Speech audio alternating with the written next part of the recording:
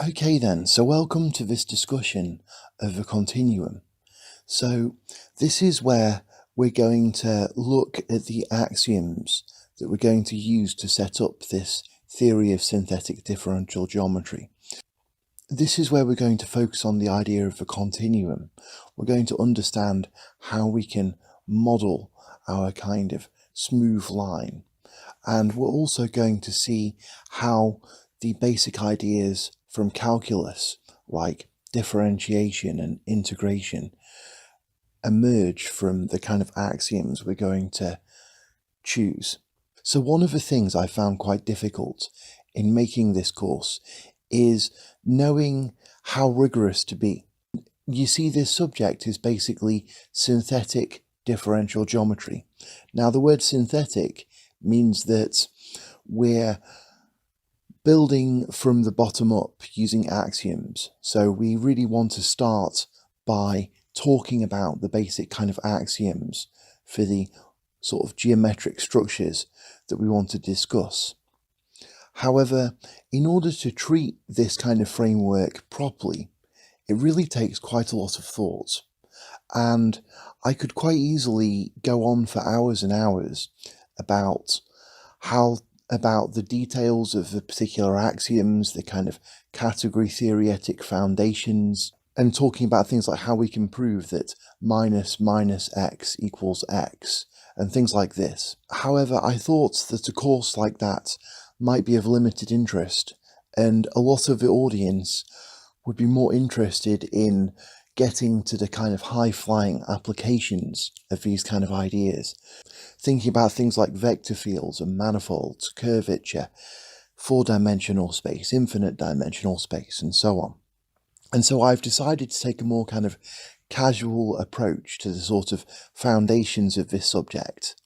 And I want to go over all of the definitions and show you all of the axioms underlying this theory.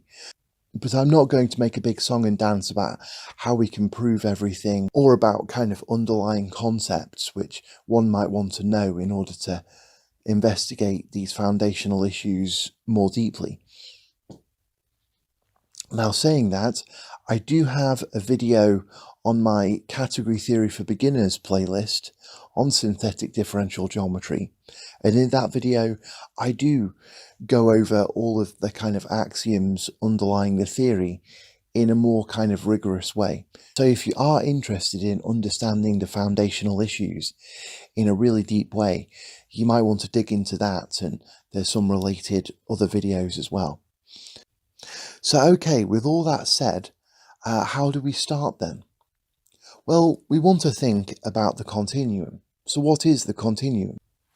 So the sort of picture we can have in mind is a sort of infinite, smooth line that's totally continuous, and that has the property that no matter how far we zoom in upon this line, it always kind of looks similar, okay? There's no kind of grainy aspect to it. There's no gaps. If we pick any two distinct points on this line, then there's going to be a totally connected sort of subline between those 2 points, which looks similar to the original line. So what we want to do in this subject is to be able to talk about the smooth line, and then to talk about all the kind of spaces which we can kind of build up using the smooth line, and about the properties of those spaces. So once we have the smooth line, well, we're going to have some other kind of construction procedures through which we can easily create higher dimensional interesting shapes like planes and 3D spaces and spheres and so on. So in a way, the real challenge is, how do we decide upon axioms which are going to describe what we think of as a smooth line? And so, roughly speaking, the way we're going to think of the smooth line is something like the normal kind of idea in mathematics of the real numbers. And so we're going to write R to denote the smooth line. And we can think of R, or indeed any of the spaces that we're going to think of, as having values. Okay, so when we write, for example, 2 in R, what we're really saying with this notation is that 2 is a value in R, okay? So this notation here just means in. So we can read this as meaning in. And so we could say that this 2 here, this number 2, is a point on our smooth line. And of course there are many other points on this smooth line as well. For example, 1 and 0 and so on. And in fact, the way we're going to set up our smooth line is pretty similar to the way that the real numbers are set up. So if we have any whole number, any integer, for example, 0 or 1, or we could have negative numbers like -1, each of those integers is going to be a member of R, okay? So for example, 2 is in R, that's what I'm saying here. But also if we have a rational number, so that's just one integer divided by another integer, where the second integer is not 0. Well, any rational number will also be in our line. And we're also going to allow so-called irrational numbers, so like 1 over pi or the square root of 2, these kind of real numbers that can't be written as fractions. Well, they're also going to be members of our smooth line. Now, another important idea that we're going to use sometimes is the idea of variables. So sometimes we might write something like x is in R. Now, what do we mean by this? Well, what we're really saying is that this x here is some value in R. So it could be that x is 2, or it could be that x is 1, or 1 over pi, but we're actually not saying what value x has. We're just saying that x is something in R. So we sort of use this idea of variables quite a lot in everyday language, actually. So if I say something like moons orbit planets, well, I'm not speaking about a specific moon, for example, our moon or the moon Phobos of Mars or something. I'm saying that in general, if we have any sort of moon, a sort of variable, which is a moon, then that will be orbiting a particular planet, okay? And so in a kind of similar way, when we say x is in R, we're not saying that x is a particular number, we're just saying it's a variable of type real number, if you like. So okay, I'm speaking informally now, but let me try and tell you the sort of high-level picture to have in mind about the kind of scenario we're going to be talking about. Okay, so the line that we've been discussing is an example of a continuous space, but there are many other continuous spaces as well that we might want to consider. For example, a circle, or an ellipse, or a sphere, or a plane, or three-dimensional space, or four-dimensional space, or, well, we can go on. There are lots of examples of these kind of smooth spaces. And if we think about any particular one, let's say a sphere, so we might want to denote our sphere as S2. We often like to use symbols to name things. And then we might want to talk about points on the sphere. And so we might speak about a variable x in S2. And that would be a sort of variable point within our sphere. Okay?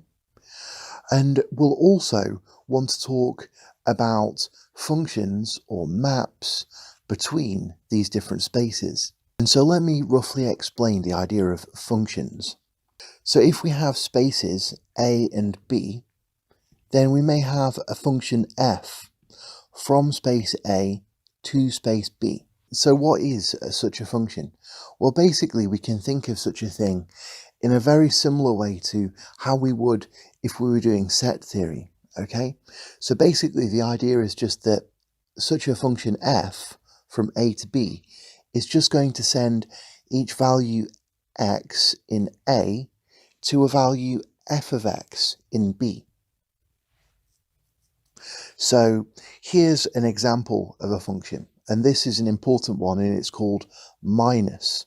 So this notation means that minus is a function from our smooth line R to our smooth line R. So it's going to send every value in our smooth line R to another value in our smooth line R. And the way that we can think of this minus function as working is so that it sends any value in our smooth line to -1 times that value. Okay, now I haven't explained multiplication yet, but you can really see by this picture how this minus function works. Okay, so for example, if we have 2, well, 2 is a value in R, and so if we do minus this minus function operating on 2, that should also be a value in R.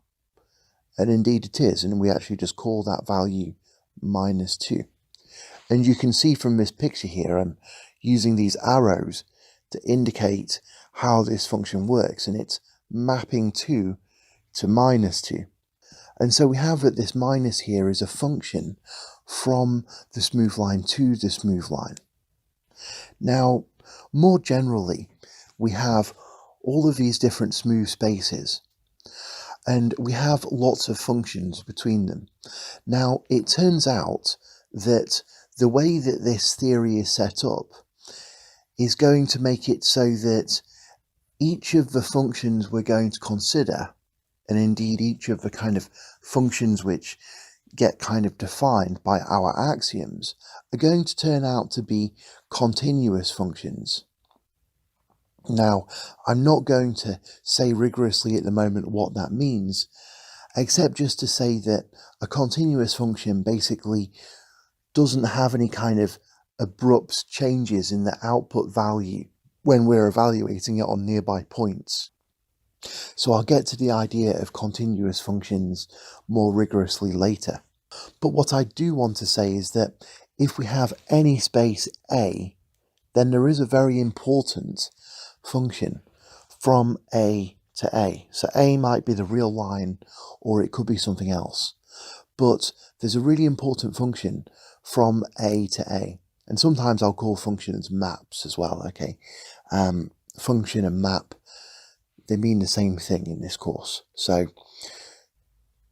there's a really important function from A to A, and that's called the identity function. And we usually write that as 1 subscript A.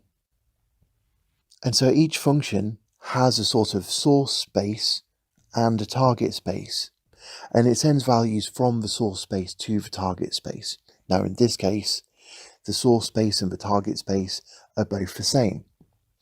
And the way that this identity function works is it sends any value in the source space to itself. Okay, so it's really very simple. So we could say that for all x in A, the result of doing the identity function of A on x equals x. So this notation here just means for all, okay? So this means for all, and this means in, and this is the result of doing the identity function, and we're saying that that's equal to the input. So identity functions play an important role in our theory, and they sort of represent do-nothing operations. Now, another really important thing is the idea of composition, okay? So if we have spaces A, B, and C, and we have a function f from A to B, and a function g from B to C, then we can define their composition, okay? And we call that composition g after f. And the way that this works is that when we do g after f on something in A, then the result is just what we get by doing f on that input and then doing g on that result. So if we wanted to write this formally, we could say that for any x in A, we have that g after f operating on x is equal to g operating on f of x. And this is just the normal idea of composition of functions, and it really just works just the same way as it does in ordinary set theory. So at this point, now I've introduced these ideas, I'm going to say something about the kind of high-level structure of this theory. Now, if you know a little bit of category theory, then this should mean something to you. If not, don't worry.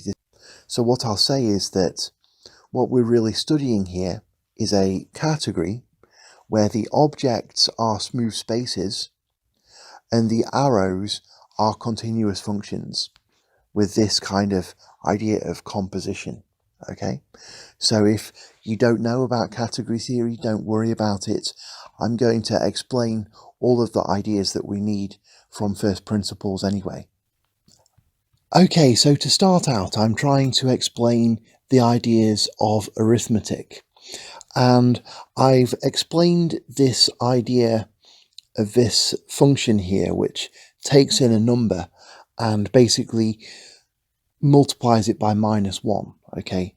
This so-called minus function, which returns -1 times its input as its output. Now, the next thing I want to explain is the idea of adding together two numbers. So the way that we would like to write this is like this. We want to say that this addition function takes in two reals and outputs a real, or more precisely, we want to say that this addition function takes in two values from our smooth line and it outputs a value on our smooth line. And of course, you can imagine how this function is defined. Okay, if we operate this function on 3 and 2 as the inputs, then the output is going to be 3 plus 2, which is 5. Right, but the question is, how do we set this kind of thing up? I mean, we have a function now which has two inputs, and so we want this idea of the product of two spaces.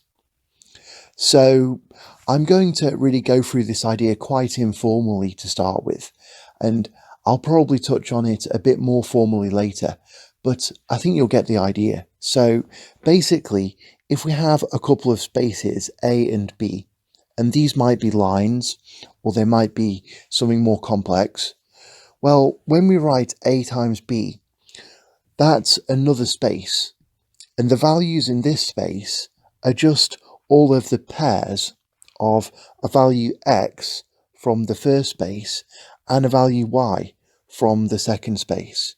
Okay, so this is basically very similar to the idea of the so-called Cartesian product of two sets. It's just now we're really thinking about the product of two spaces. Now you might say, oh well, spaces have extra kind of spatial structure, and how are you accounting for that, and so on. And my answer would be, look at the category theory, okay, if you're interested in those kind of details. But on this kind of first pass, we can just think of this space A times B as made of pairs of a value from space A with a value of space B. So let's have a look at an example of what it looks like to take the product of two lines. So here we have part of our smooth line R shown. Obviously it goes on and on, but I'm just depicting a part of it. And here we have a similar depiction of the smooth line. And what I'm showing here is the product of these two smooth lines. And it turns out that this thing, this R times R, actually looks like a plane. And so the values in R times R are just pairs of a value from R with a value from R. So for example, we have 0, 0, and up here this point has values 2, 1, and so on. And you can see that just like we're using numbers to refer to positions on our smooth line, so we are similarly using pairs of numbers to refer to positions on this plane. And so you can think of these kind of pairs as coordinates. So for example, this point 2, 1 on our plane is 2 units to the right and 1 unit up from the origin.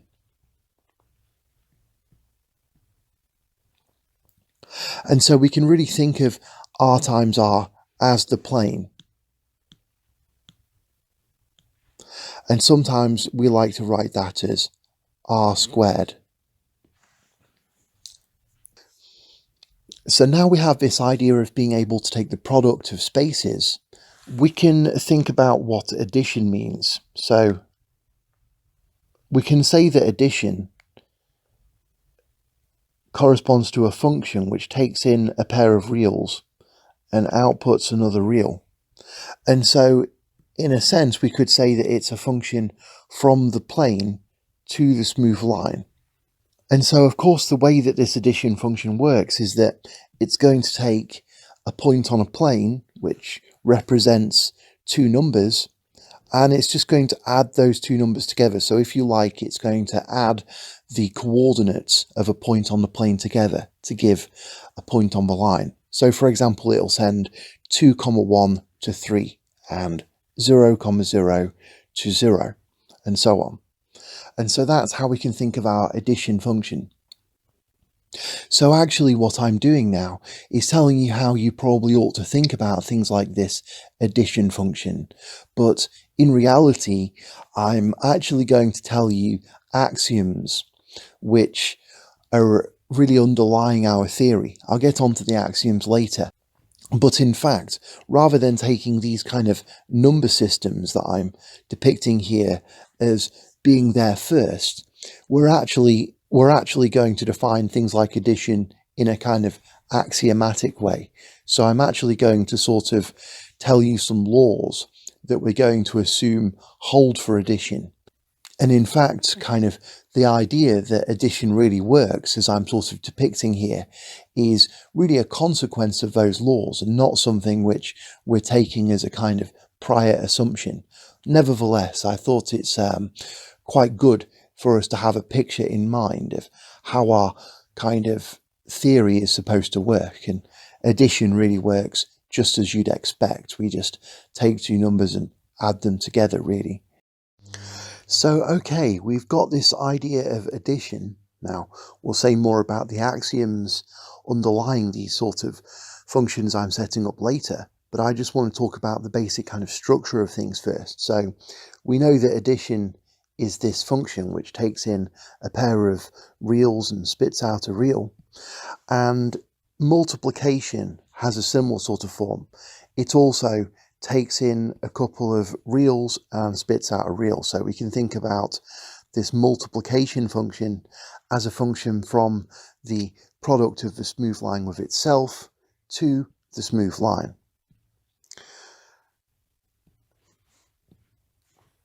And sometimes when I draw these arrows for the functions, I like to depict how they work by giving a sort of general instance. So for example, we could say that this function takes a pair of values, x and y, which are reals, and it returns the result of multiplying x and y together that I'm denoting as x dot y. So for example, this multiplication function would send 3, 4 to 3 times 4, which is 12. So now I want to talk about another really important space. It's a very simple space, and it's the space that we just call 1. And it's just the space that just has a single point. So I sometimes like to call the only point in this space star. So if we want to draw a picture of this space, we could think of it as something like a set that just has a single element, which is called star. So we denote this space by 1. Now, I also use 1 to denote the number 1, which is a point on the line, but I also use 1 to actually denote this space, which is a space with a single element. And this kind of space is sometimes called the terminal object, but we don't need to worry about that at the moment. So there's some important features of this space which just has a single point in it.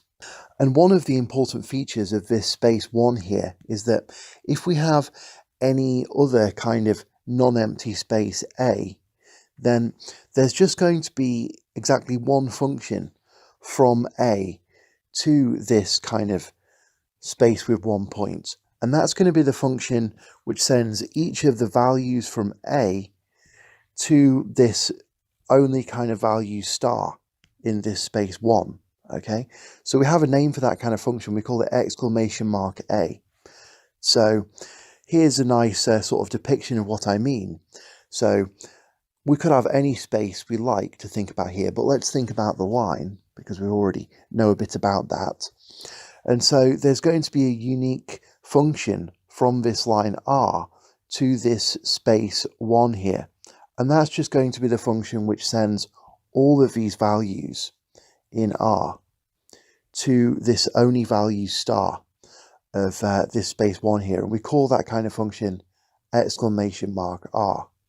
And so more generally, if we have any non-empty space A, then exclamation mark A denotes this unique function sending all of the points of A to this only point star of this space 1 here.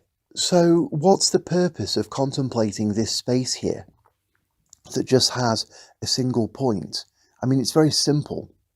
Well, it turns out that if we think about it, and if in particular, if we think about what functions out of this space look like, it can really help us to kind of tie together our ideas about what things are in other sorts of spaces.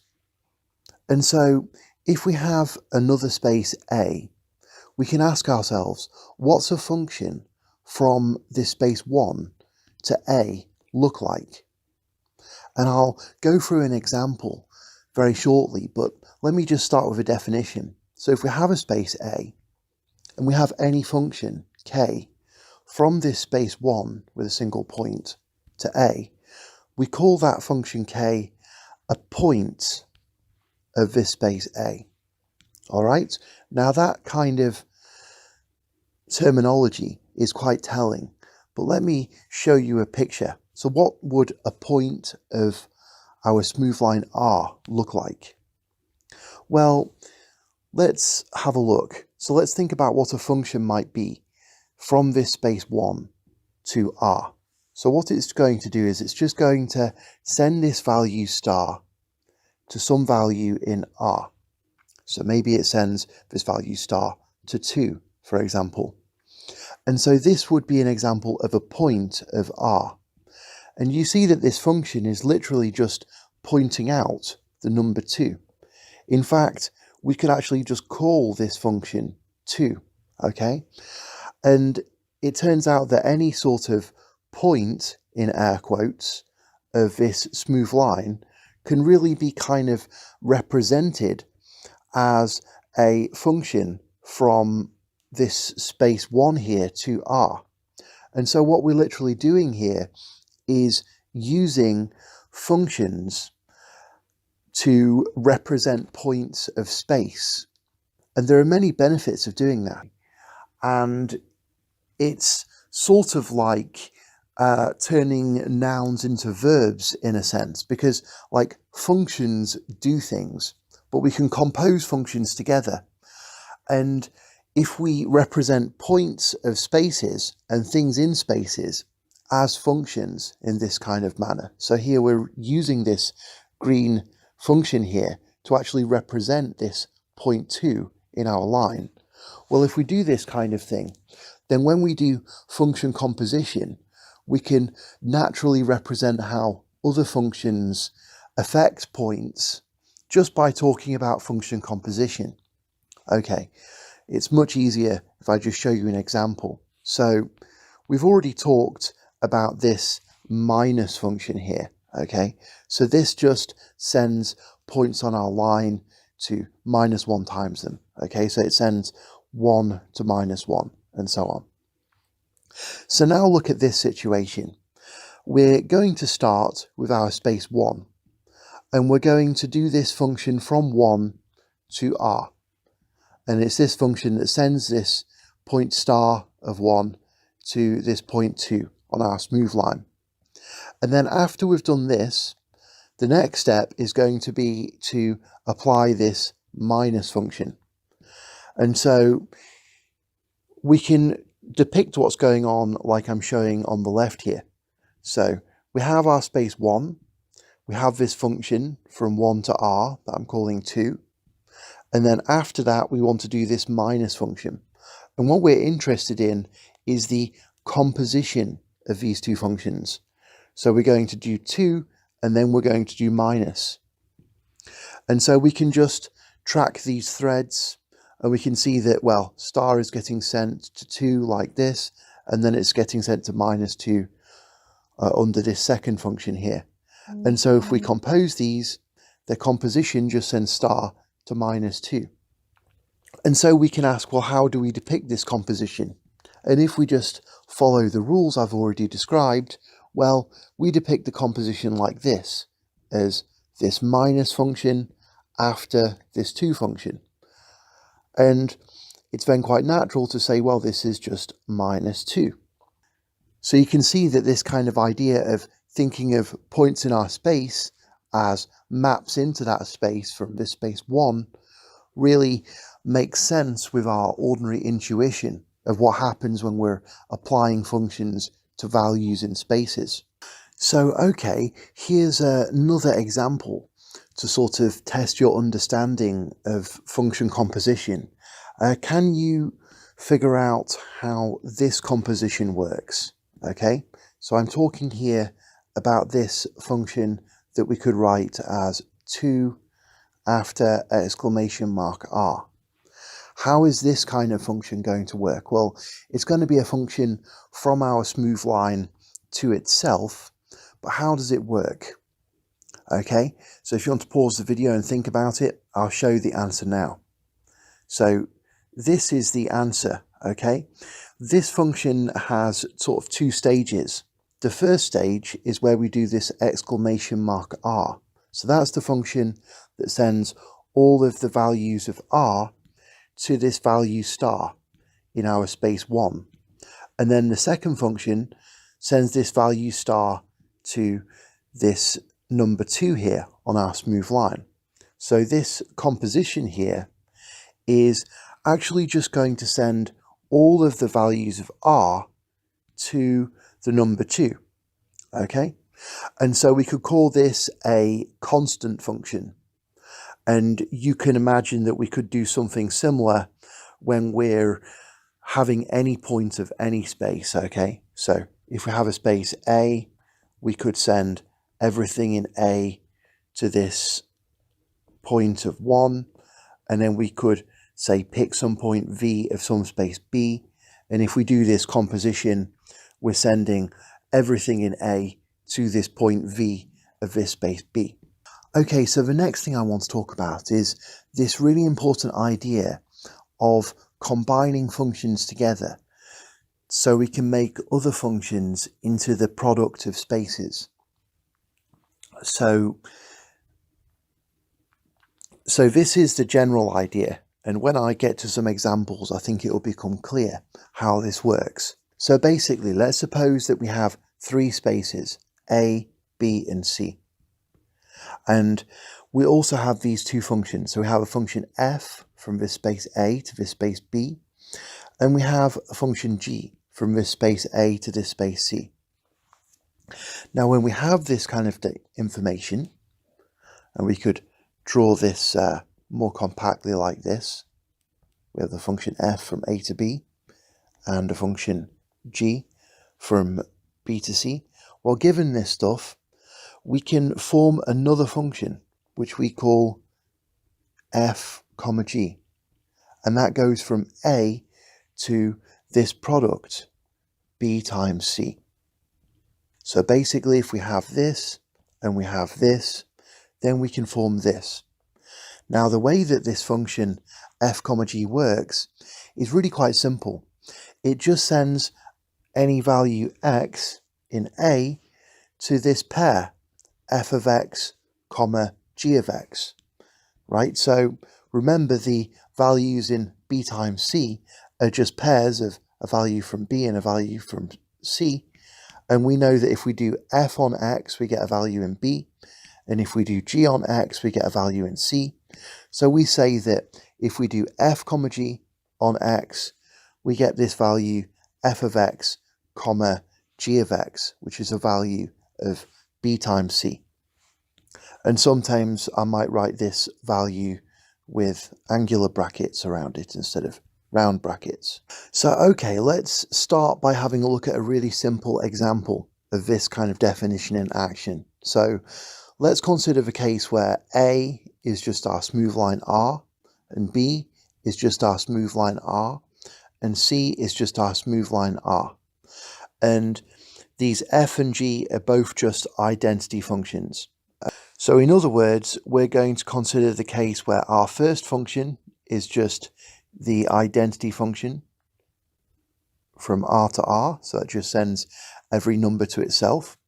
And our second function is also just the identity function, so that just sends every number to itself. And then, given these two functions, we have this kind of thing, which sends our source to the product of the targets of our two functions, and we call this 1r, 1r. So the next question is, how does this function work? Okay, so if we have a value in this source space here, then what's the result of doing this function on this value x? So you might want to pause the video and think about it. So okay, let's say the answer. Well, the answer is just going to be that the result is what we get if we do this first function, 1r on x, and then pair that with the result of doing this second function, which is also 1r, and we do that on x. And we know that both of these are just identity functions, so the result of this is just this pair x comma x. And we call this kind of thing, sometimes it's called the diagonal function. And so let's draw this. So we've really got a very simple kind of situation. Our first function here is sending this line to itself, so it's just mapping every value to itself. So this is our first function. This is 1r here. Our second function is just the same. It's also the identity. So the product of these two functions, this 1r comma 1r function here, is just going to send 0 to 0, 0, 1 to 1, 1, 2 to 2, 2, and so on. Of course, I'm only drawing how this is working on these integers, but these kind of functions are going to work on all the values, so it'll send pi to pi comma pi, and so on. So, okay, we've talked about quite a lot of ideas now, so let's combine some of them together. And so we're going to describe a more kind of complicated function, and I'll draw the diagram for it, and let's see if you can understand how it works, and then we'll go through the answer. So basically we're going to build up a function which goes from R to R. Now the first part of it is this. So we're going to do this function here that sends everything in R to this point star of this space 1 with a single point. And then we're going to send that to this number 2 in R. So we're going to consider this composition here. So that's, we could write that composition as 2 after exclamation mark R. So that's that's part of what we're going to consider. And sometimes I don't bother writing this little circle here. This little circle denotes after, okay? Because really this is the composition of this function 2 after this function exclamation mark r, but I won't always write that kind of thing. Sometimes I'll just write this as 2 exclamation mark r. So I'm just omitting this little circle thing here. So that's part of what we're dealing with. We'll also consider another function from r to r, and that's just going to be the identity function. So that's 1r. And so we have these two functions, and what we can do next is we can sort of pair them together. So we're going to get this function from r to r times r, and we can write it in angle brackets like this. The first part of it is 2 exclamation mark r, and the second part of it is identity r. And then after we've done that, we're going to do addition, and that's a function from r times r to r. So my question is, how does this composition work here? Okay, so let's try and understand this. Firstly, we want to understand this function here, and we've already talked about this. So the first part of this function sends everything in r to this value star in this space 1, and then the second part of this function just sends that to the number 2 in r. So this composition here is what we've already discussed and depicted like this. Now the second part of this function is here, and this is just the identity function. And then what we're doing here is we're combining these two functions together. And so what does this look like? Well, it's going to take a value x in r, and it's going to send that to the result of doing this first function on x, paired with the result of doing this second function on x. And so sometimes I'll use brackets here, and sometimes I just won't bother. Anyway, what does this evaluate to?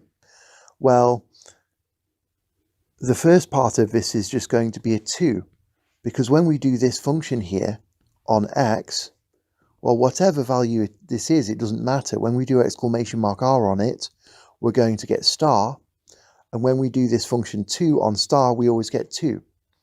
So this is a constant function. So this is a constant function sending all of its inputs to 2. So whatever this value x is, the result here is always going to be 2. And what about this second function? What's this going to evaluate to?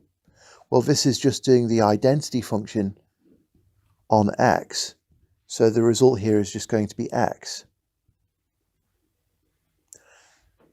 So when we do this first kind of leg on our input x, our result is going to be 2, x.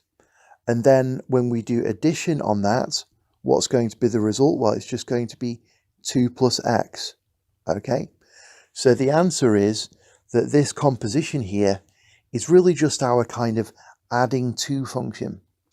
Now, if you're just seeing these kind of diagrams for the first time, it might seem kind of alien to you, but I encourage you to stick with this kind of approach, because basically the beauty of using diagrams is that you can visualize everything that we're doing in mathematics using these sort of diagrams.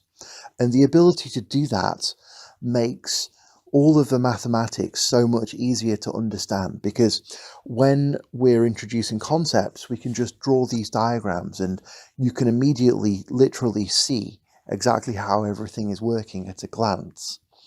And to be honest, the more you get into this kind of diagrammatic approach, the more it seems that the actual mathematics is represented by diagrams like this.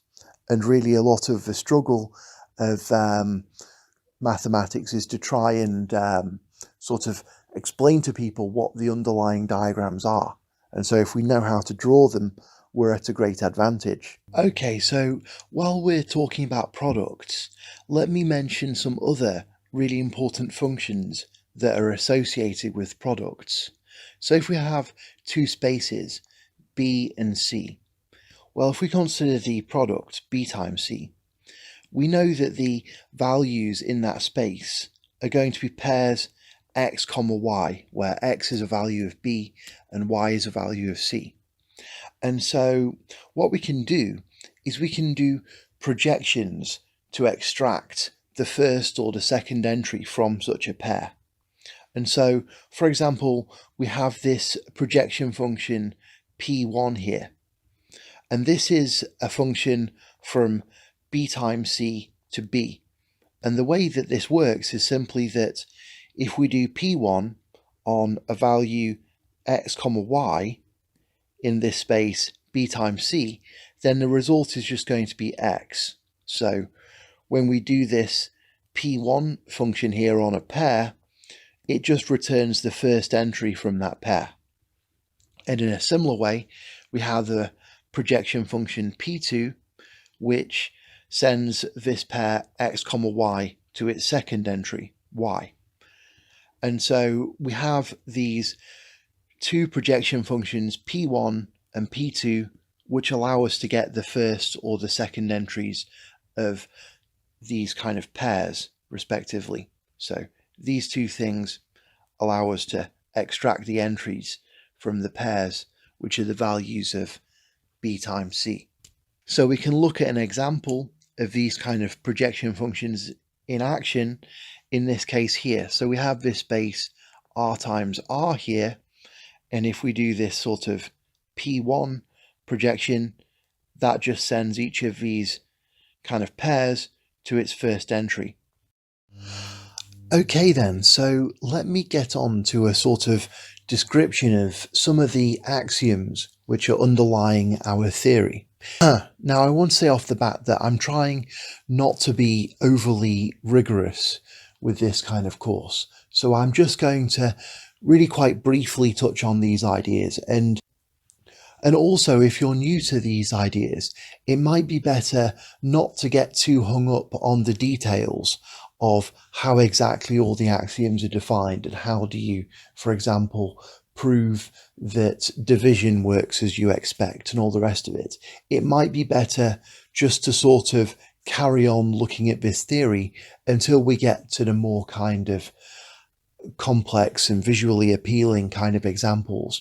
And then you'll see how these ideas work together in a very elegant way. And you'll probably have more kind of motivation to return to the original kind of axiom. So anyway, basically, the idea of our theory is that we want to set up this idea of a continuum, but we want there to be some small kind of differences in the way that our continuum works. In particular, we want to have this idea of so-called infinitesimals as something which is really explicit in our theory. And so these kind of small changes to the sort of basic foundations of our theory actually require us to really kind of describe our whole theory again from the beginning, from scratch. And so basically we want to describe exactly how our continuum's working in a synthetic way, as in using axioms. And so if you're being very logical about this, you could say that in some sense, all our kind of theory is a load of objects. These will correspond to our smooth spaces, and arrows between these objects. These are corresponding to our continuous maps, and we can compose these kind of arrows. And then all of this kind of structure satisfies various conditions, which basically means that this kind of structure is apt for modeling these smooth spaces. And if that seems a little bit kind of disconnected with reality, maybe you could bear in mind that perhaps the way that you're understanding all of these kind of ideas in geometry is similarly a load of kind of neurons and synapses, and maybe all of that knowledge is modeled by connections in the brain, or if you're representing your geometry in a computer program, similarly there's some kind of a abstract representation of it in terms of ways that electricity runs along different pathways and so on. So like I say, if we're being really abstract about things, we can think of what we're doing as describing the kind of rules underlying geometry in a kind of diagrammatic way. But we probably don't want to be that abstract, really, if this is a first pass. What we're actually doing is we're just describing how addition and multiplication and 1 and 0 work. We're just describing how arithmetic works, okay? And so we're going to start with these kind of axioms. So basically we have this smooth line R, and this is a space, and it has these two special points, 0 and 1. And there are also some kinds of operations set up on our line R. So we have this minus operation, which takes in a real and returns a real. We have this plus operation, which takes in two reals and spits out a real. And we have this times operation, which takes in two reals and spits out a real. And there are some kinds of axioms that we want to be satisfied by these kind of things. And here they are. So these are some of our basic ones. We'll get on to a few more kind of elaborate axioms later. So the first one just says that 0 plus x equals x. So what is x here?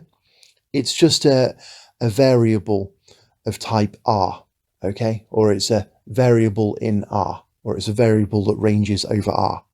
So here x, y, and z are variables that range over R. So our first axiom basically just says that 0 plus x is equal to x.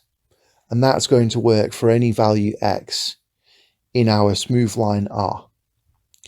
And so we can actually picture this axiom, or any of these axioms, as a kind of diagram, actually. So let's think about this first one. 0 plus x equals x. How might we picture that? Well, what we're really saying is that if we take any value x in R and then we add 0 to it, the result is the original value.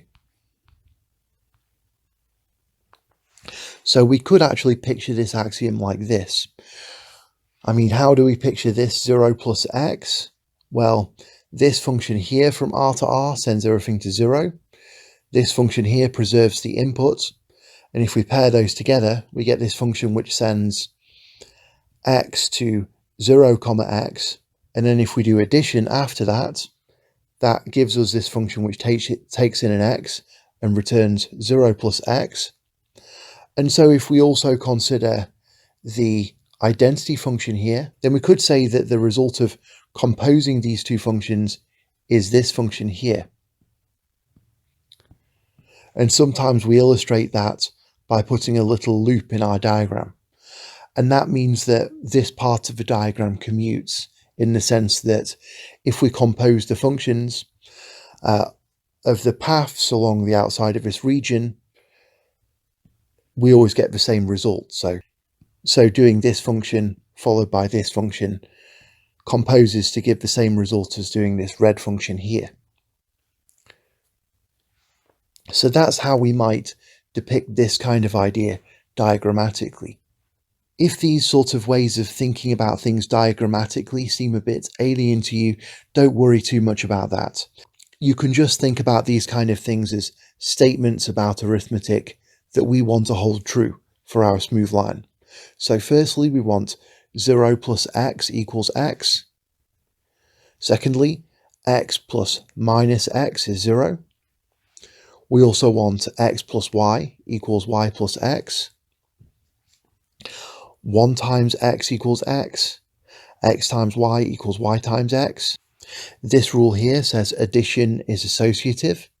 This says multiplication is associative. This rule here is called the distributive law.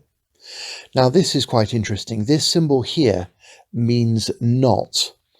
Okay, so if we have a kind of logical statement, say alpha, so perhaps alpha is true or false, for example, well then if we write not alpha, and if we say that this statement here, not alpha, is true, then what that means is that alpha is false, okay?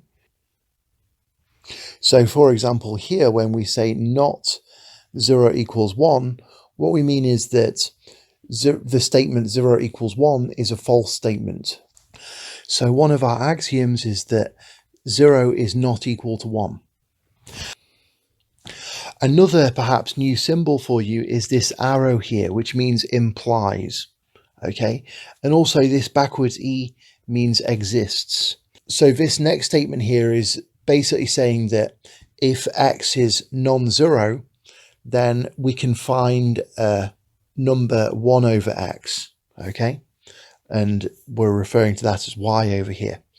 So I'll just read out what this statement says in English. So it says that if x is not equal to y, then that implies that there exists a y, which is a real, which has the property that x times y equals 1.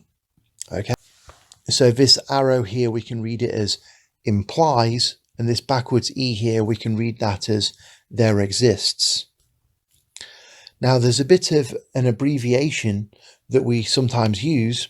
So often when we have two values, A and B, and we want to say that it's not true that A equals B, sometimes we abbreviate that just by writing A not equal to B.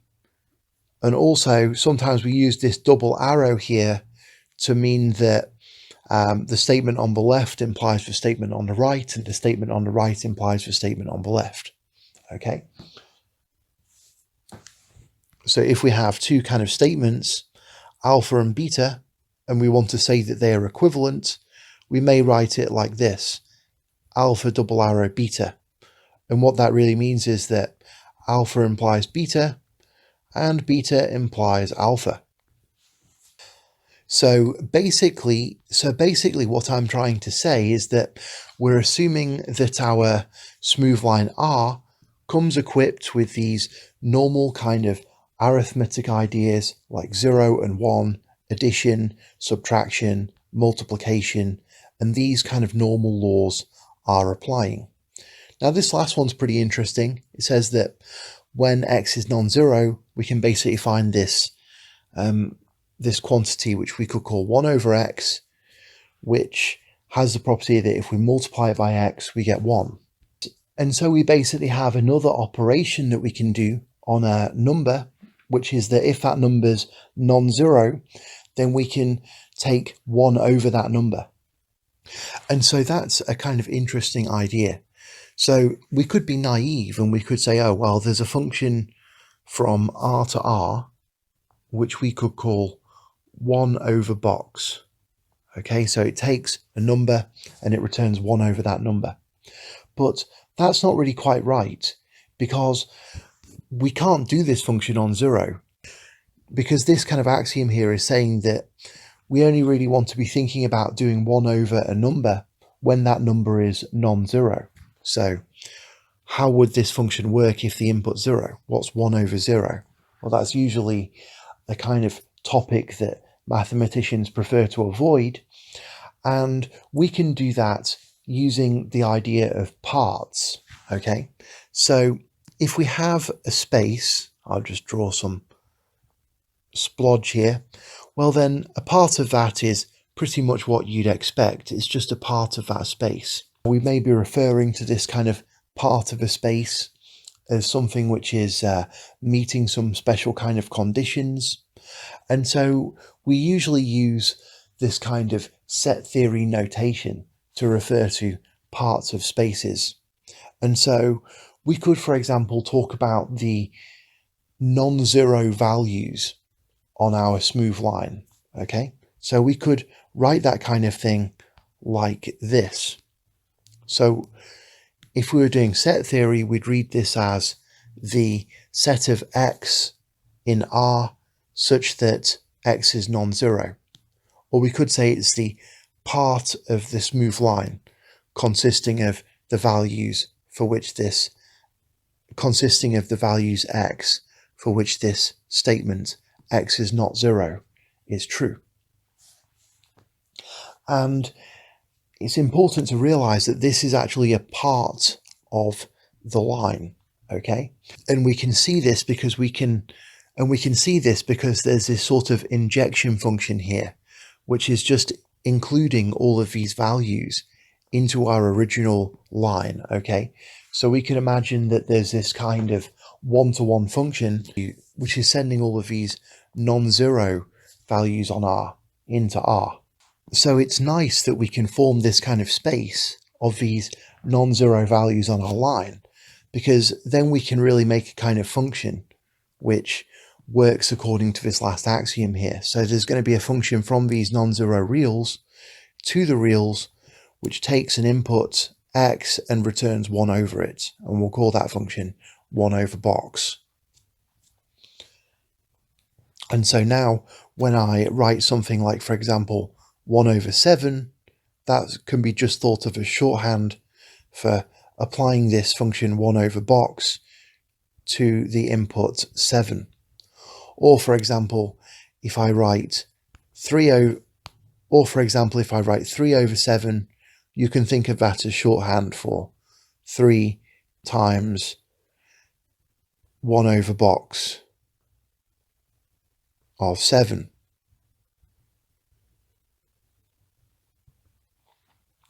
And so on. And I should also mention, while I'm talking about connections with diagrams and things, that there's a little bit of discrepancy between the way that we kind of represent these operations. So for example, what we'd normally write is 3 plus 4. So that's called infix notation, because this operator plus is going in the middle of our kind of expressions.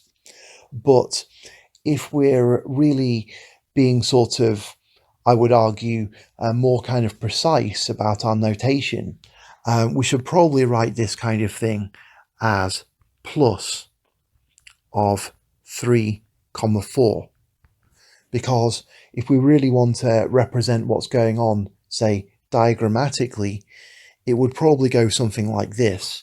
We've got 1 here, and then we've got this point 3 of R, and then we've got this point 4 of R, and then we pair those two functions together to get this point 3, 4 of R times R, and then we want to perform addition on that point 3, 4,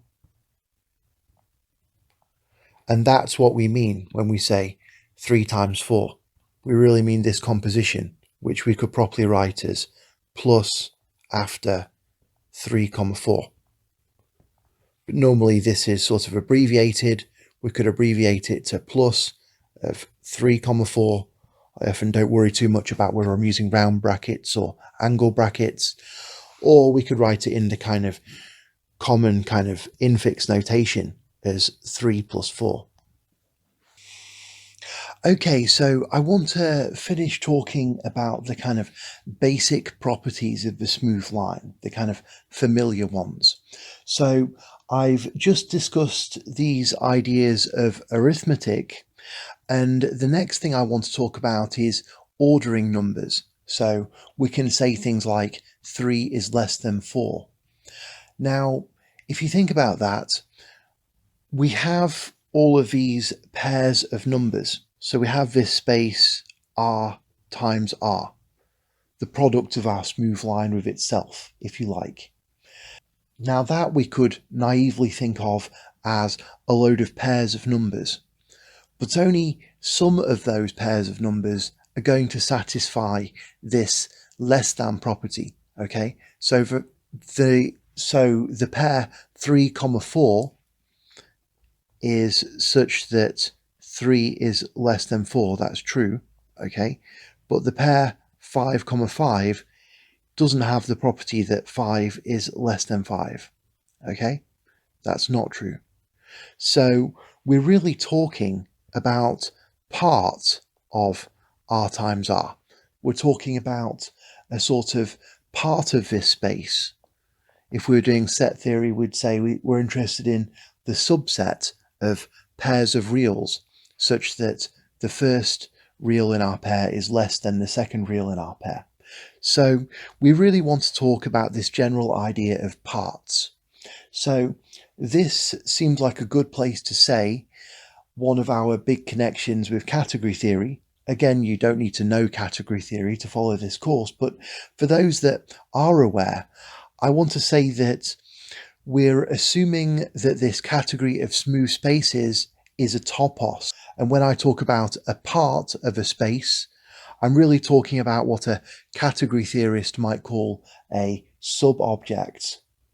Okay, so basically, if we have two spaces, A and B, then we might be able to find a special kind of function from A to B. And that kind of function, we could think of it set theoretically as sort of like a injective or one-to-one function. If we're talking in category theory, we might say it's a monomorphism. But the key property that such a thing would have would be that if A sends two values x and y to the same thing, then we must have the x equals y.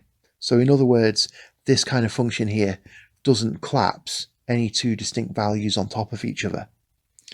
And when we have such a kind of injection, or we could call it a monomorphism, then in that kind of case, we could really think of this space A as being a sort of part of this space B. And often when we're talking about these kind of smooth spaces, we use this kind of set theory notation. So for example, I write this kind of thing for the set of non-zero reals.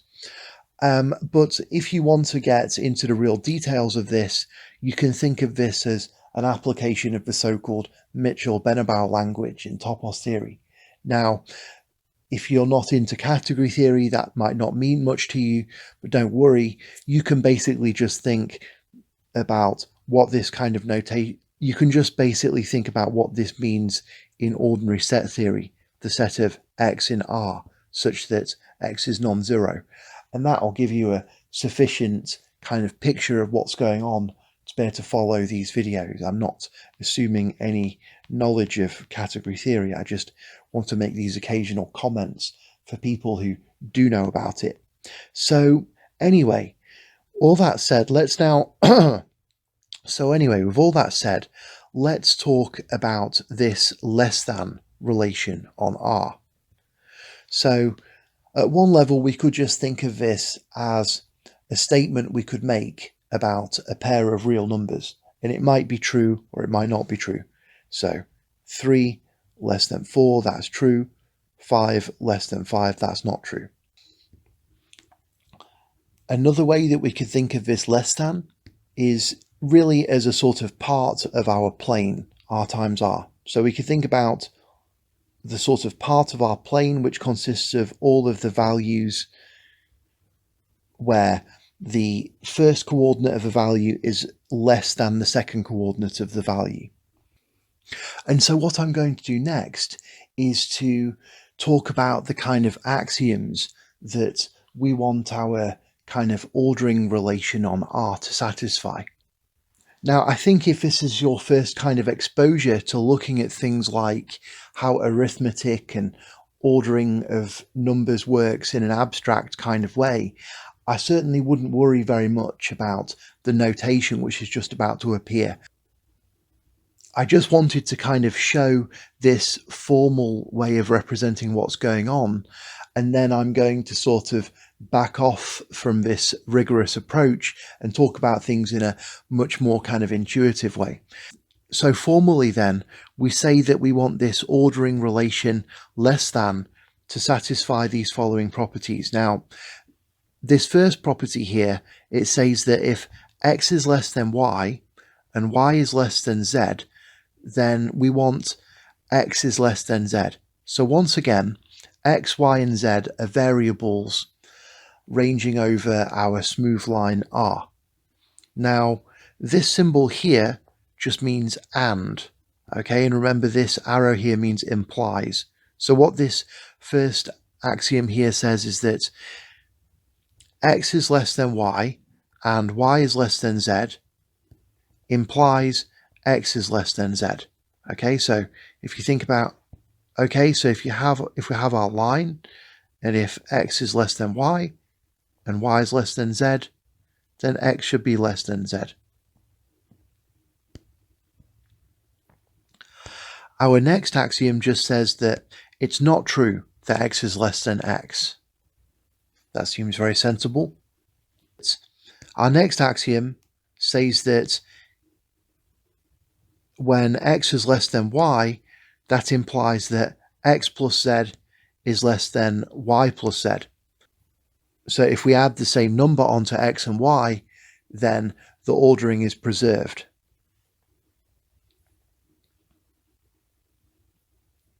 Our next axiom says that when x is less than y and z is positive, if we times x and y by z, then they're still ordered in the same manner. Okay, so more formally, x is less than y and 0 is less than z implies x times z is less than y times z. Our next axiom is simply that 0 is less than 1. Our next axiom is kind of interesting. So this symbol here means or.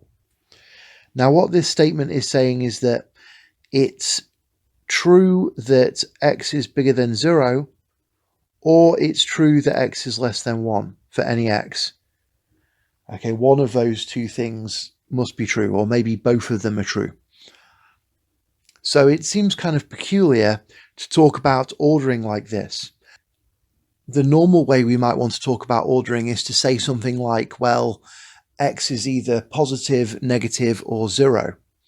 Okay, but it turns out that because of the way that we want to include infinitesimals and the kind of subtleties of our line, that kind of idea that a value x is either going to be positive, negative, or 0 actually doesn't work. And so we want to have something, and so we want to have some kind of more flexible ideas of ordering numbers. And so we instead go for this kind of axiom here, which just says that for any x, we always have that x is positive or x is less than 1, or both, of course. There's nothing about this kind of usage of or which excludes both statements being true simultaneously. This is just the normal kind of inclusive or. Okay, so let's look at the final two kind of axioms about ordering. This one here says that we have square roots, basically. So I'll read it out properly. It says that x is positive implies that there exists a y such that y squared equals x. And we'll call that kind of thing, and we'll call that kind of y the square root of x. Or sometimes we might write it as x to the power of a half. And then this final axiom here, what this is saying is that if x is not equal to y, which we could also write like this, not x equals y, well then that implies that x is less than y or y is less than x, which is a very kind of natural idea. And so that's it. Those are our ordering axioms. Now again, I want to say that if this seems overly abstract, I would urge you not to worry about it. In fact, I would just assume that we're working with ordinary real numbers and see how much stuff makes sense. Because what you'll find is that although we can go right back to first principles and derive all of these kind of ideas about how arithmetic works from the sort of axioms I've just listed, we don't really have to, because most of the features of our kind of number system and of our smooth spaces work in the same way as do our ordinary kind of real numbers from everyday mathematics. It's just when we do things like focusing on these ideas of infinitesimals, there are some kind of peculiarities. And in order to be able to think about those properly, we do want to have this kind of axiomatic foundation, but it's not the kind of thing that you have to thoroughly master in order to be able to get on with this kind of course. So, okay, we've already described most of our axioms now, but really all of the axioms so far that we've been talking about are describing pretty sort of obvious aspects of how we might want the real line to behave. All of the axioms we've described are satisfied by real numbers. So what I want to do next is to introduce the sort of novelty in this theory, which is the way we handle infinitesimals and what we can do with that kind of approach. Now, in order to do this, for a bit of sort of background, let's have a look at some functions from the line to itself. So, in particular, if we have real numbers a and b,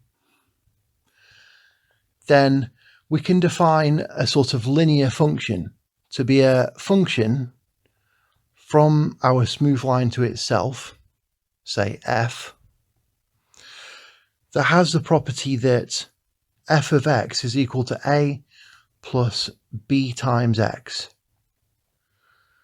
for all x in R. Okay, so this is just the ordinary notion of a special kind of function which is linear. And so one very good question to ask is, how might we visualize a function like this? Or more generally, how can we visualize a general function from the line to itself?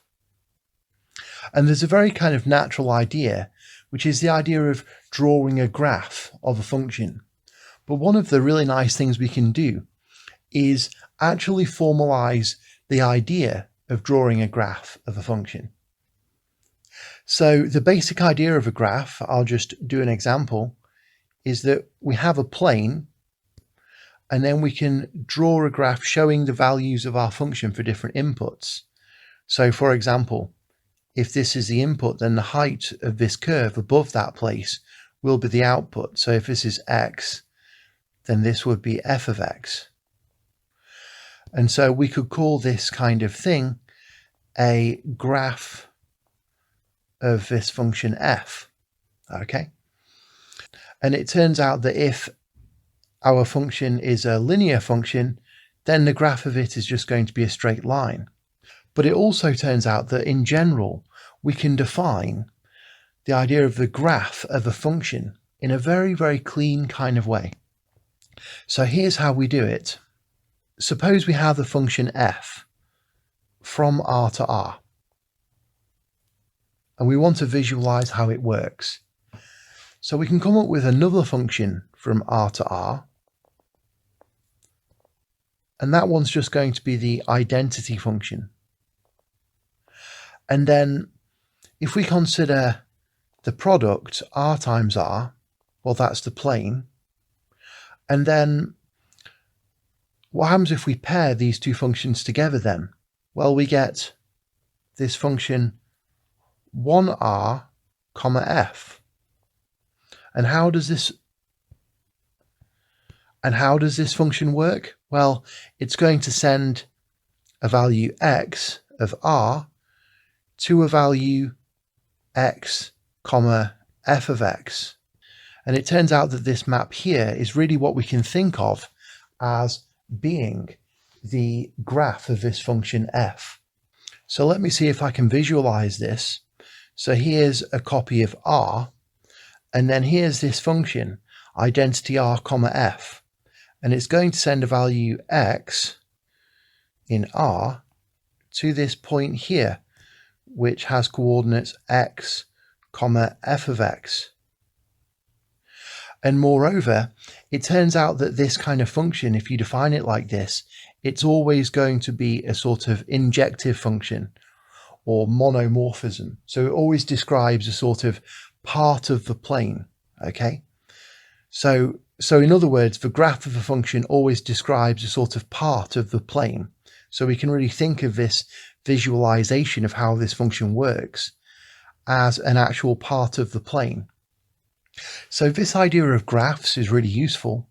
And for one thing, it allows us to think about these linear functions. So remember, these linear functions are those of the type a plus b times x. And each of these linear functions has a graph which is just a straight line, okay? So the place where the straight line meets the y-axis here, the place where this straight line meets the vertical axis here, that's A, and then B determines the sort of slope or gradient of the line. Now, of course, not all the functions from R to R are linear, and there are many other kinds of functions. So one example is quadratic functions, which have the form A plus B times X plus C times X squared, where here x squared just means x times x, and x cubed means x times x times x, and so on. So we have quadratic functions and we have cubic functions and so on and so forth. And so now we get to the idea of differentiation. So let's get right to the core of the matter now.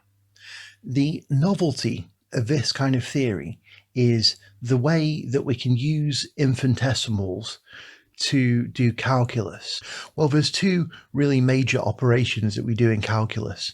One of them is finding the gradients of curves, and the other one is finding the areas under curves. Now, of course, there's more to calculus than just that, but they're the kind of really main new things which are in calculus. So let's talk about finding the gradients of curves. So here's a curve. Now we can think of this as the graph of some function f from our line to itself. And so what we want to do is find the gradient of this curve at a particular point. For example, this purple point here.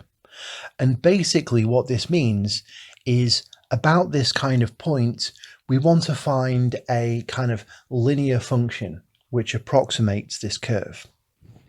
So let's label what's going on in this picture.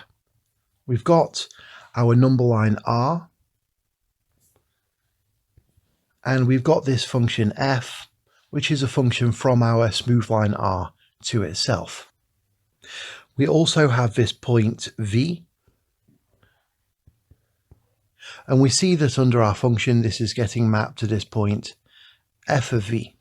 Now the other thing that we're trying to show here is that if we look very close to this point v here, this kind of curve f looks kind of flat. It looks like a linear function. Okay, so let's see if we can be a bit more formal about this.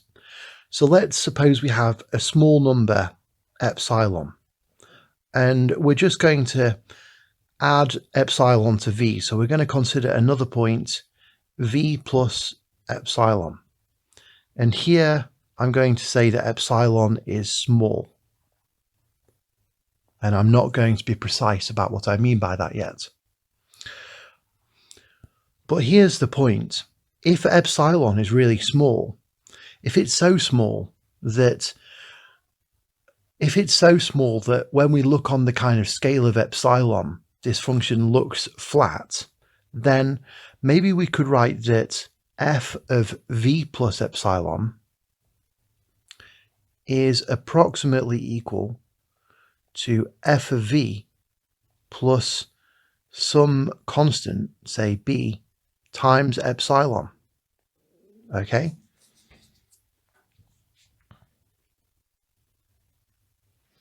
And maybe we could have this hold for any small epsilon, okay? So what this statement is saying, roughly speaking, is that if we can find a notion of smallness, or if you like, if we can find a scale to zoom in on this curve closely enough, then we can say that the curve looks linear about a particular point V, in the sense that if we only go kind of epsilon away from V, then there's going to be this sort of straight line.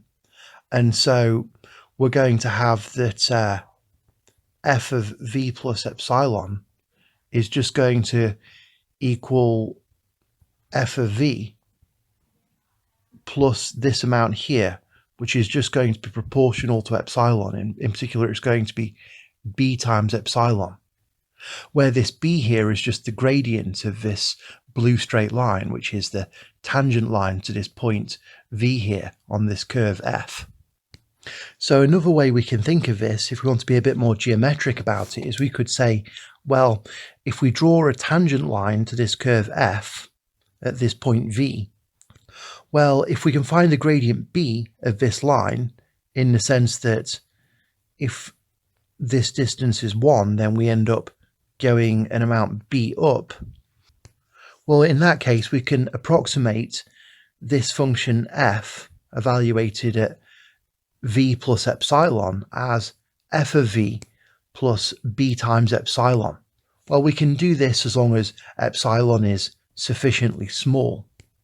So what I'm talking about here is really just the idea of differentiation. So what we'd say in standard kind of calculus is that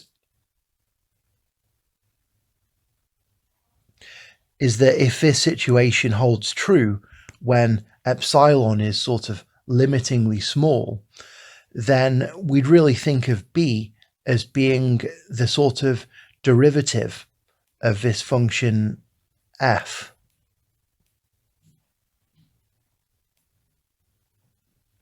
At this point V, and that's often written like this. But if you don't know what this notation means, don't worry, I'm not going to rely on it. Another way we could write this is the derivative of f at V. This is the sort of notation that I'm going to be using. So I'm trying to make connections here with calculus as it's classically kind of taught, but I'm going to come at these ideas from a different kind of direction to the norm. So if you're not familiar with this ordinary sort of notation from calculus, then you don't need to worry about it. But suffice to say, when we're doing kind of classical calculus, we often have the idea that this kind of result that I've put a box around holds true when epsilon is sufficiently small. And in that kind of case, we can think of B as being the derivative of this function f at this point V.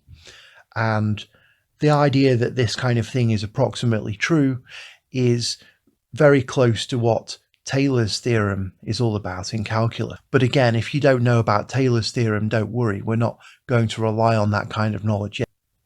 But what I do want to do now is to finally explain what the big kind of idea is in this approach to synthetic differential geometry. And in a nutshell, the idea is to come up with a notion of smallness that makes this kind of statement exactly hold true. And the notion of smallness that we're going to use is that we're going to consider quantities which are so small that if you square them, you actually get 0. Okay, so this is the big novel idea. So here's the big novelty of the theory. We're going to think about this part of the smooth line. We call this part delta, and it consists of all of the reals x which have the property that x squared equals 0. Okay, so this is the big novelty of our theory. You see, ordinarily, classically, in a normal approach to the continuum, there's only one number that has the property that if you square it, you get 0. And so when I write this, I mean that x squared equals 0. Or if you like, x times x equals 0. So In the classical theory, there's only one x that has this property, and that is 0.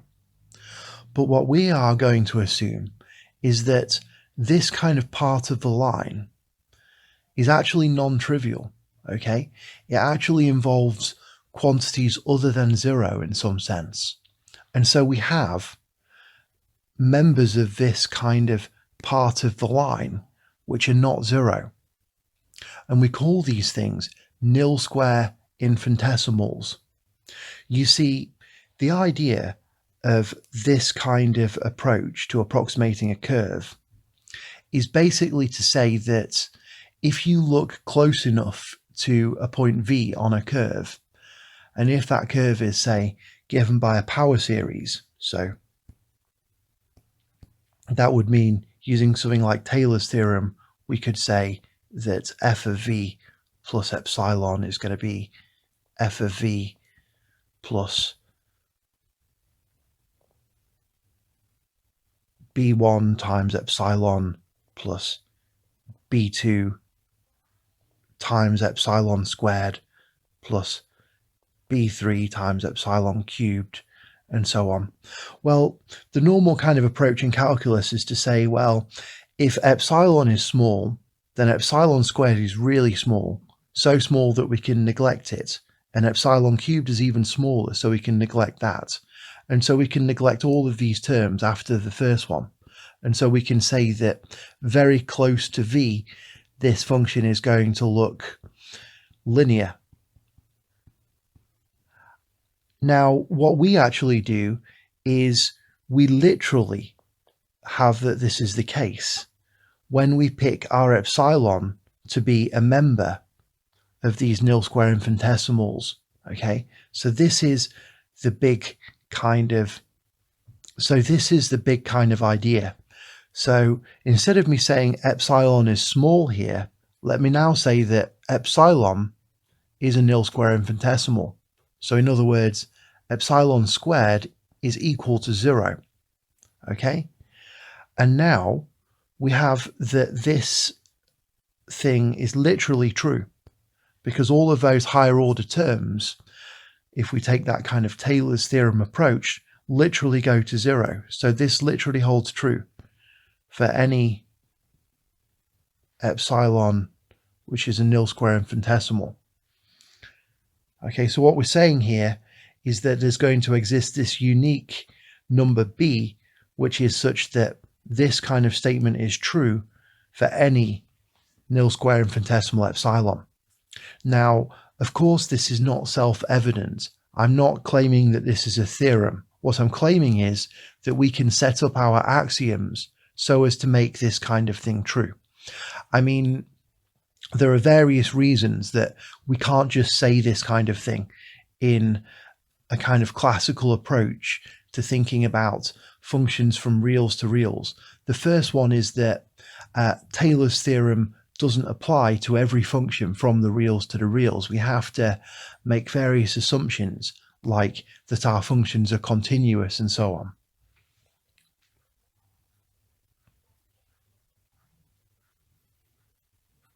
And secondly, in a classical approach, if we say that epsilon is in, and secondly, in the classical approach, if we say that epsilon is in this part here, if it's a nilsquare infinitesimal, well then epsilon is 0.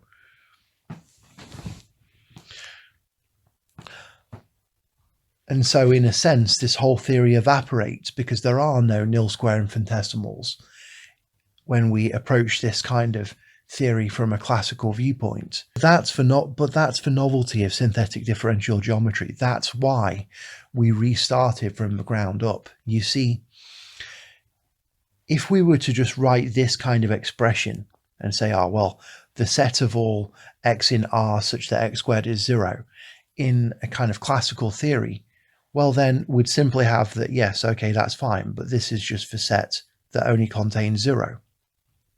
But we did not do that. We are not assuming all of the different aspects of real numbers.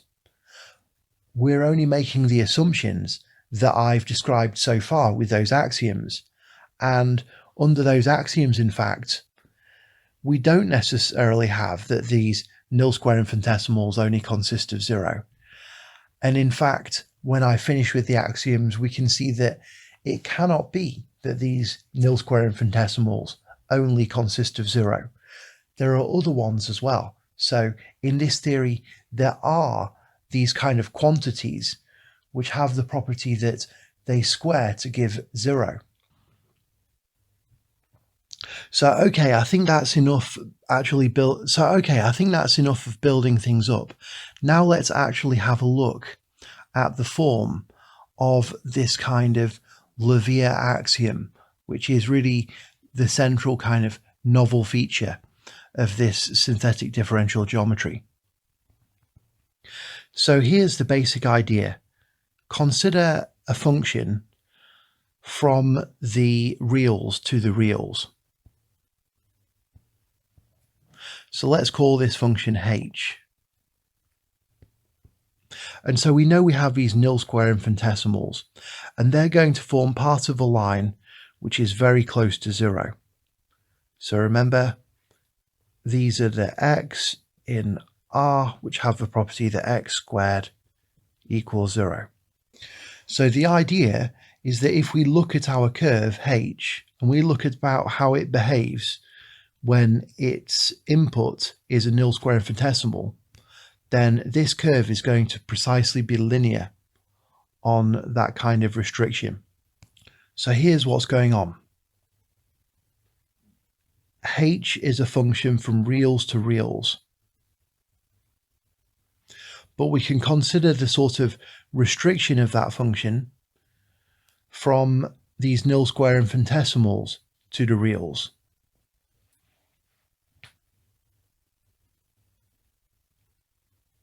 So let's give that a name. Let's call it h star. Now h star works just like h does, except we're only considering the inputs, which are reals. And so basically what I want to talk about, and basically what our axiom says is that any kind of function like this has got to be linear. Okay, it has to just be a straight line function. So in fact, we don't even have to talk about this big function h. We can just restrict our attention to this kind of function h star here, which is a function which takes in a nil square infinitesimal and outputs an r. And our axiom, which I shall call the Lawvere axiom, it says that for any function like this,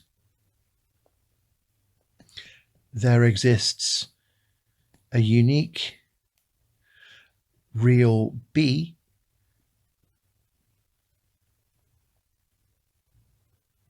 such that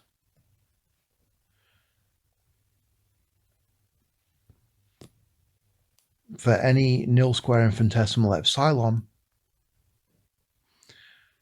we have that h star of epsilon is equal to h of 0 plus b times epsilon. So to see it diagrammatically, we're going to have that h star of epsilon is going to equal h star of 0 plus this amount here, where if this amount is epsilon, then this is going to be b times epsilon. So basically what we're saying is that every function from nil square infinitesimals to reals is linear. Okay, so another way you can think of this is that this collection of nil square infinitesimals is so small that every function from it into the reals is straight. Okay, it's too small to bend in some sense. And this is a really remarkable idea. And this is a really remarkable idea because it allows us to be able to talk about calculus in a really, really easy kind of way. So we're going to assume this as an axiom now. I'll talk later about how we might want to write it in a little bit more of a clean way. but we can take this as an axiom. And now let's use this idea to think about how we can actually define the derivative of a function. So let's go back to this picture here. Remember, we have this function f from r to r, and we're interested in working out the derivative of f at this point v. So how might we go about this?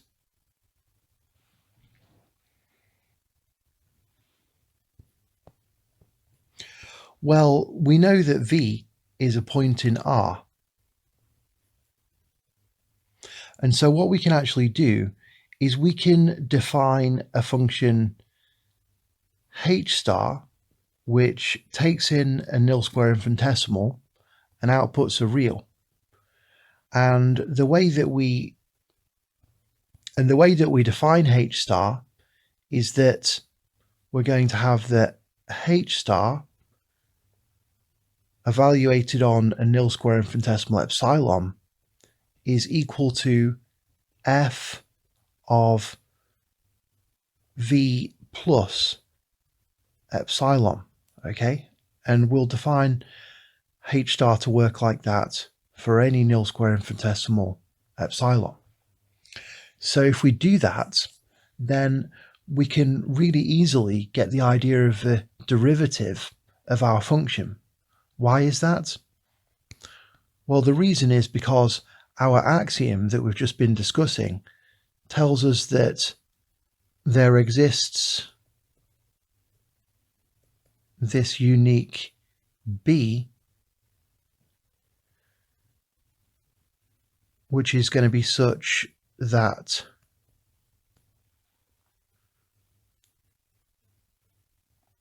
h star of epsilon is equal to h star of 0 plus b times epsilon. But we can rewrite that. We can say, well, actually, h star of epsilon, that's just f of v plus epsilon. And we know that that's equal to, well, h star of 0 plus b times epsilon. So that's f of v plus b times epsilon. And so what's this b? Well, this b is what we want. And so what is this b? Well, this b is exactly what we want. It's going to be the derivative of f at v. Or another way we might want to write it is as df by dx evaluated at v. And we can kind of see now why this notation makes sense just by looking at this kind of equation here.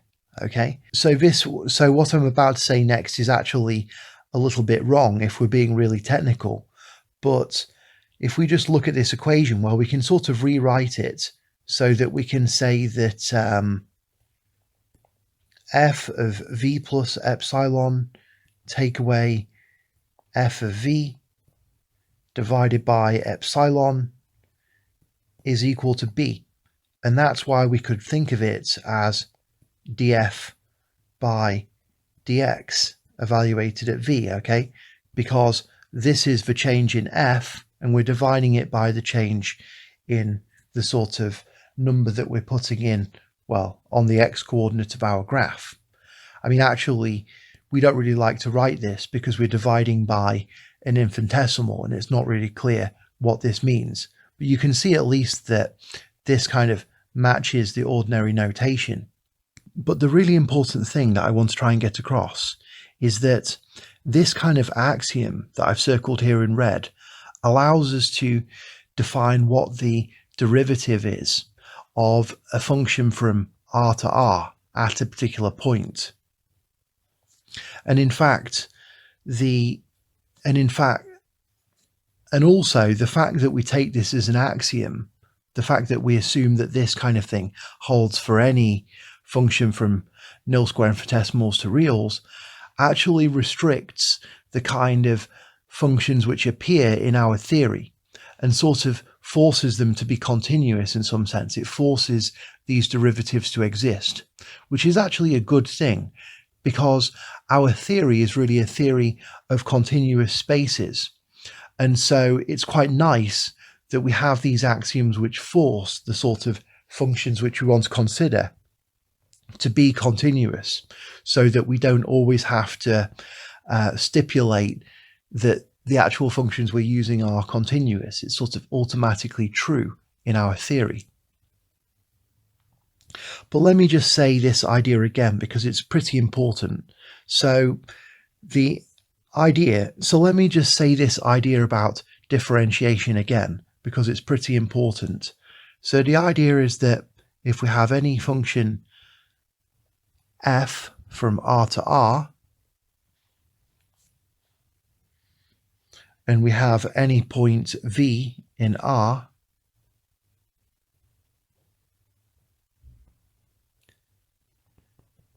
then we define the derivative of f at V, written f dash of V, as the unique real B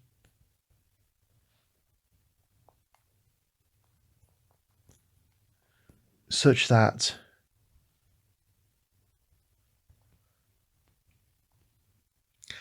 f of V plus epsilon is equal to f of V plus B times epsilon for any nilsquare infinitesimal epsilon. In other words, for any real epsilon which has the property that epsilon squared equals 0. And so you can see that given any function from R to R, and given any point on R, we can always find the derivative of that function at that point using this kind of axiom that I've circled here in red.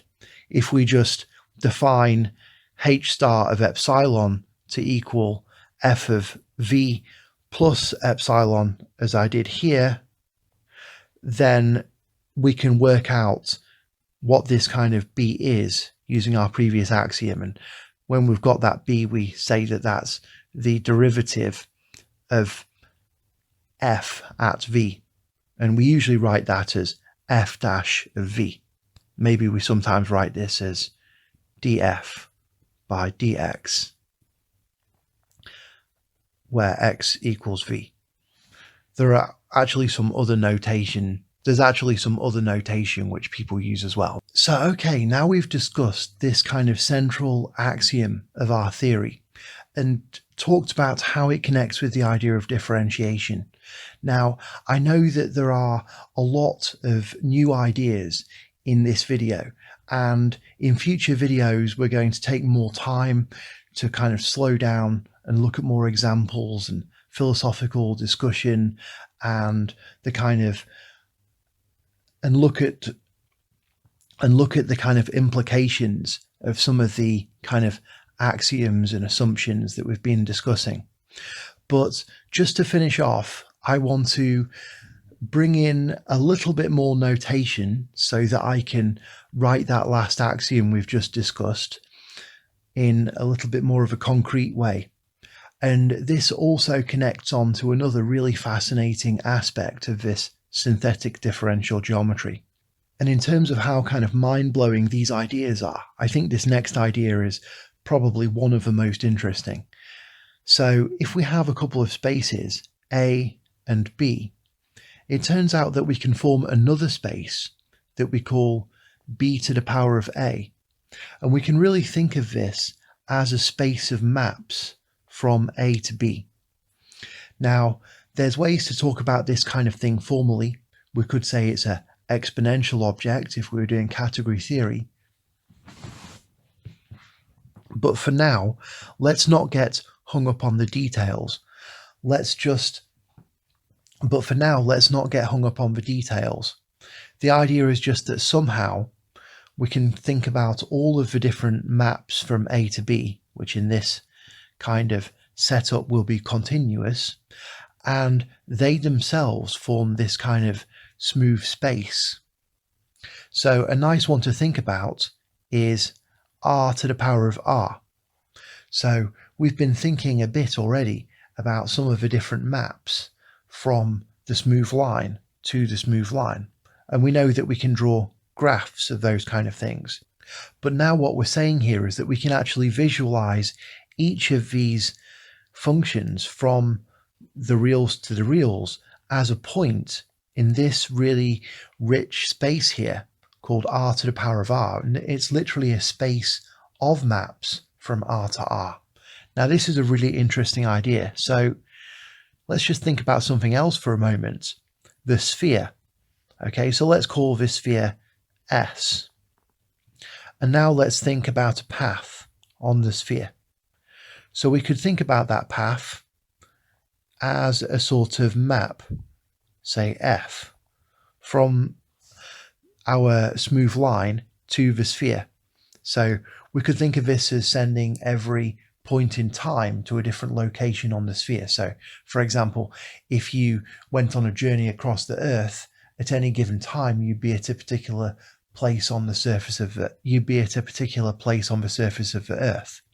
And so your path across the Earth would be described by a function from the smooth kind of timeline to the spherical surface of the Earth.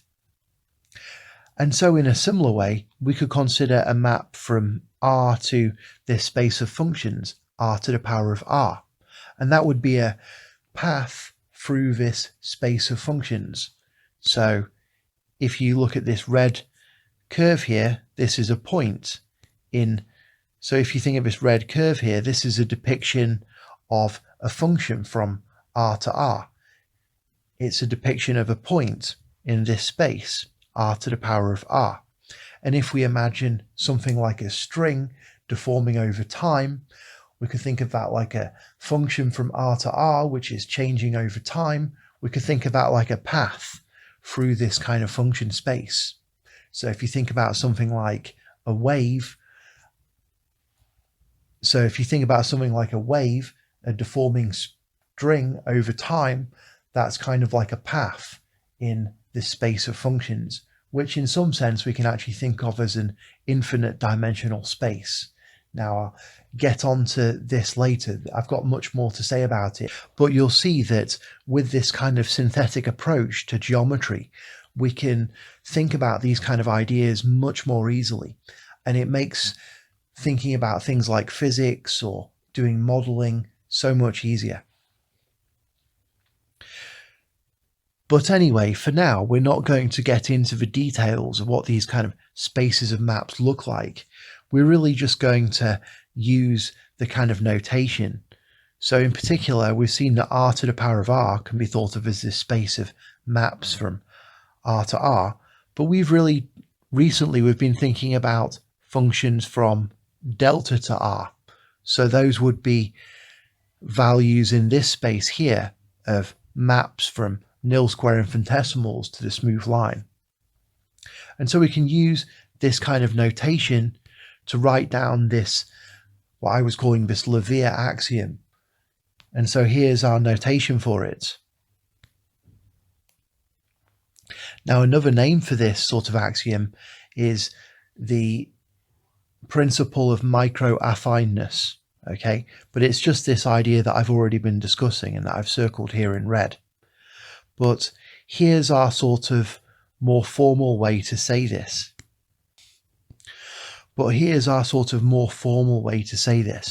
So what we're saying is that for each function h star from our nilsquare infinitesimals to our reals, so remember this is the space of maps from the nilsquare infinitesimals to the reals, and we're saying for every map h from the nilsquare infinitesimals to the reals, there exists a unique b such that this other stuff holds. Okay, so this notation here, where we have this backwards e and then this exclamation mark, we can read that as there exists a unique. So there exists just one b such that. So let's start again. For all maps H star from our nil square infinitesimals to our reals, there exists a unique real B such that for all nil square infinitesimals epsilon, we have that h of epsilon is equal to h of 0 plus b times epsilon. Okay, so this is our Kock-Lawvere axiom, which we will also refer to as the principle of microaffineness. So because really, in a nutshell, this statement is just saying that every function from our nil square infinitesimals to the reals is linear. So okay, we're almost done with talking about the axioms underlying our theory. There's actually just one more axiom to discuss, and that is one that makes integration much easier. Now, I'm not going to get into the details of integration now. You'll be surprised how easy it is to think about integration in this theory. Basically, the idea is that if we're working out the area under a curve, then the idea is that we can divide the area of the curve into these little kind of trapeziums. And if we make the sort of width of one of these trapeziums a nil square infinitesimal epsilon, then we can really say that it has the same area as this kind of rectangle.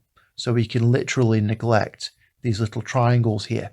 And it makes it much easier to add the area up under curves when we can kind of slice them into these infinitesimally thin strips. But we'll talk about that in the next video. But this is the final kind of axiom we're going to discuss today, and it's sometimes called the principle of constancy. And it's really a very simple kind of idea. And the idea is just that if we have a function from r to r, and we have that at every point, this function has a derivative of 0. So in other words, if our function has a slope of 0 everywhere, then it turns out that this function is going to be constant. Okay. And the way we're saying this here is that for any x and any y, we're going to have that f of x is equal to f of y.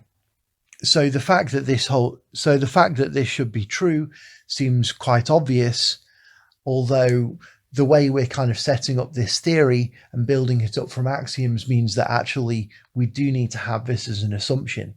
And we'll find that this constancy principle here allows us to form a really nice simple theory of integration. And so that's it. Those are all of the basic axioms of this synthetic differential geometry. Now, there's a few extra things to say here.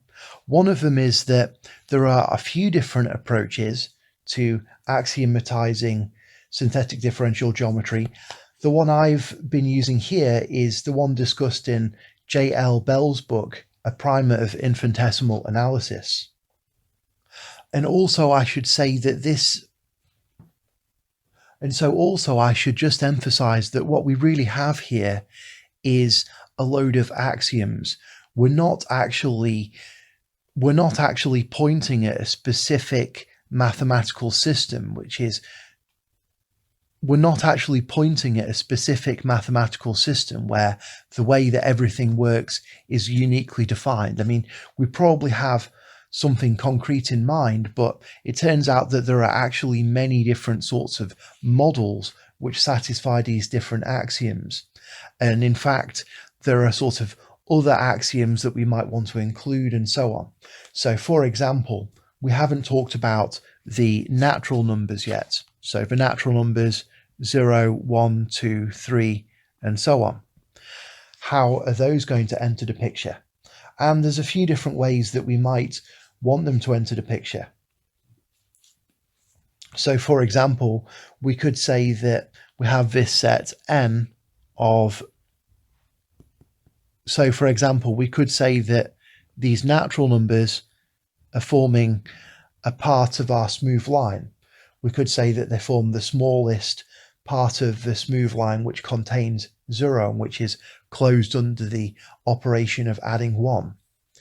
Another thing we could do is we could add extra. Another thing we could do, and we'll probably discuss this later, is that we can add some extra axioms so we can talk about some extra kind of functions, like the idea of exponentiation or sine or cosine. And we could define the natural numbers in terms of sine. And so the final thing I want to talk about is to talk about logic, okay? Because the idea, if we're being really mathematical about this, the idea of this kind of synthetic differential geometry is that we have these axioms and then we use logic to deduce things from them. So this is pretty similar to what Euclid did a long time ago. But the difference for us is that we want to use intuitionistic logic. So this is the sort of one main complication about synthetic differential geometry. This kind of law of the excluded middle, which says that any proposition is either true or false, and those are the only possibilities.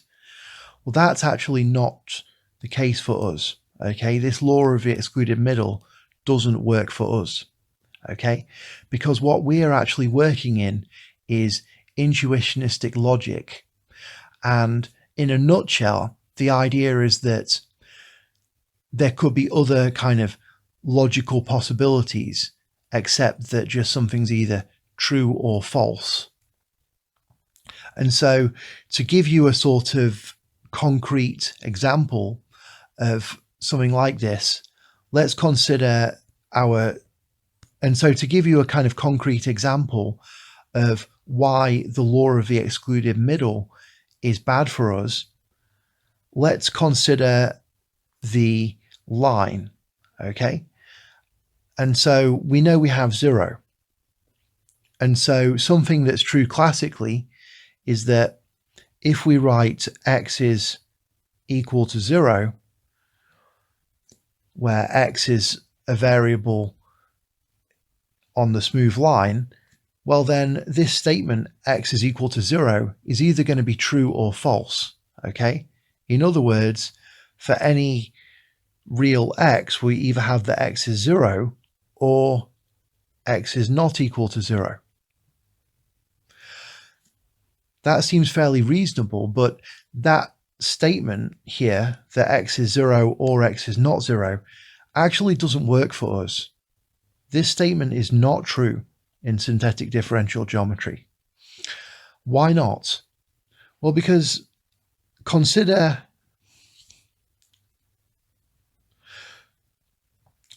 if this statement was true, well then it would be possible to define this step function s from R to R, which is such that s of x is equal to 1 if x is 0, and it's equal to 0 otherwise.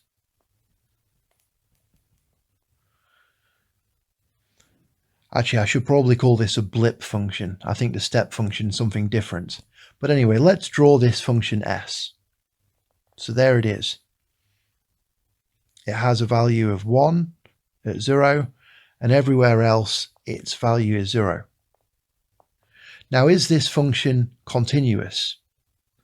Well, no, it's not. Okay, it's definitely not continuous. There's problems at 0. And so if we ask, for example, what's the derivative of this function s at 0, we're going to have problems. And so given what I've already said about the principle of microaffineness and about the idea that we can differentiate any function from R to R at any point, you can see that this function s actually shouldn't exist in our theory. It has a discontinuity, and that stops us being able to define differentiation properly. And actually, we shouldn't have that this kind of thing exists. But the thing is that we could construct this kind of function if we had this kind of statement here. And the fact that we can't make this is, and the fact that we shouldn't be able to make this kind of function is basically kind of telling us that we don't want this kind of idea that either x is 0 or x is non-zero and there are no other possibilities. And in fact, our sort of infinitesimals,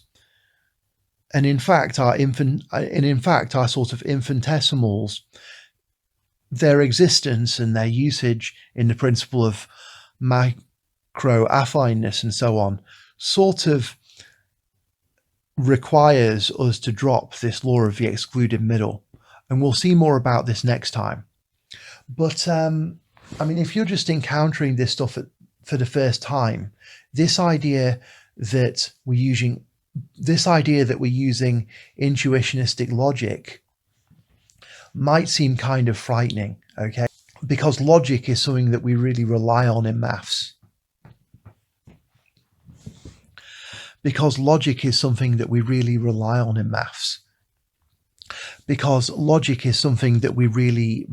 in maths. And the idea that logic itself works differently in this kind of setup might seem a little bit disturbing.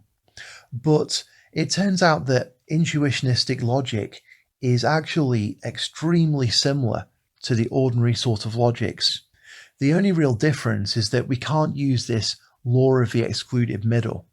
And practically in most cases, all that really means is that we can't make so many arguments by contradiction. In particular,